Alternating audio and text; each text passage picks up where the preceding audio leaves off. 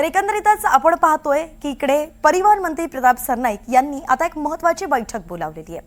28 एप्रिलला rickshaw taxi संघटनांच्या प्रतिनिधींना त्यांनी चर्चेसाठी बोलावलेलं आहे। मराठी सक्तीच्या निर्णयासंदर्भात इथे चर्चा केली जाणार आहे। 1 मे पासून मराठी भाषा न येणाऱ्या रिक्षा टॅक्सी चालकांचे परवाने रद्द होणार आहेत।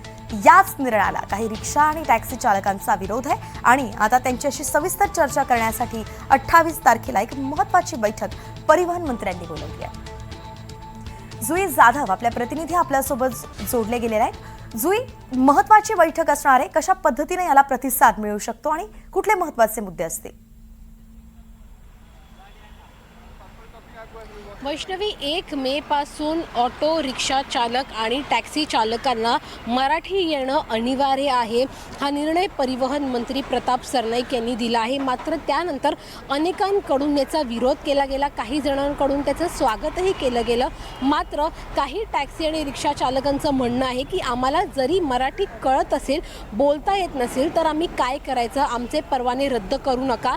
या सगळ्यावर तोडगा काढण्यासाठी आणि चर्चा करण्यासाठी परिवहन मंत्री प्रताप सरनाईक यांनी येत्या 28 एप्रिलला मंत्रालयात त्यांच्या दालनात बैठक बोलावली आहे।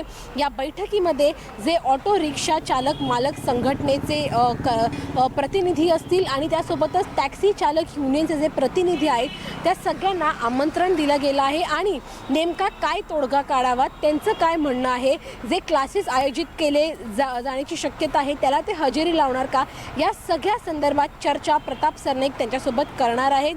त्यांचं जे काही म्हणणं आहे ते ऐकून घेणार आहेत आणि त्यानंतर एक अंतिम निर्णय येणार आहे की 1 मे पासून जे कंपल्सरी करण्यात आलं आहे मराठी बोलणं, त्याला त्या नियमांमध्ये काही बदल होत आहेत का, की टॅक्सी चालक आणि जे रिक्षा चालक आहेत त्यांना मनवण्यामध्ये प्रताप सरनाईक यांना यश मिळतंय का, हे त्या 28 तारखेलाच स्पष्ट होईल। वैष्णवी, अर्थातच जुई, बैठकीकडे त्यामुळे लक्ष ठेवावं लागणार आहे। काही तोडगा निघतोय का, मनधरणी होतीये का आणि प्रशिक्षणासाठी सगळे रिक्षा चालक येतील का? धन्यवाद सविस्तर अपडेटसाठी।